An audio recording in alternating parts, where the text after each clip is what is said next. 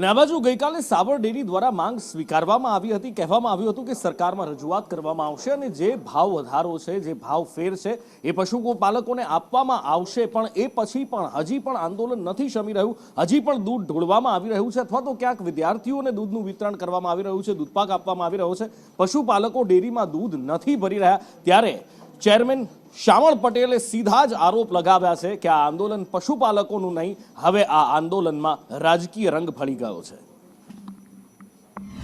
આમ કાળી મજૂરી દિવસ રાત કરીને તરેલ દૂધ ઉત્પાદનને 5 મિનિટમાં ઢોળી દેવું એ કોઈ પશુપાલકનો જીવ ચાલે નહીં। આવા વિડીયો જોઈને અમને જીવ બળે છે કે મહા મહેનતે ઉત્પાદન થતા દૂધને આવી રીતે ઢોળી કેવી રીતે શકાય? આ કોઈ પશુપાલન ક્યારેય આવું કરી શકે નહીં। રજૂઆત હોઈ શકે પણ આ રીતે ક્યારેય કોઈ પશુપાલન ના કરે।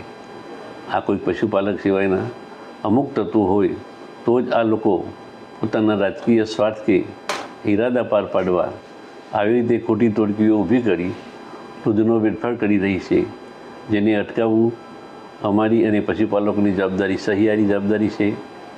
અમુક સ્થળે દૂધ એકત્રીકરણ ના થઈ શકતા દૂધનો વેડફાવ અટકાવી બાળકો, દર્દીઓ અને દીકરીઓને પીવડાવવું છે, પણ અસહનીય છે કે આ દૂધનો બગાડ અટકાવવો જોઈએ।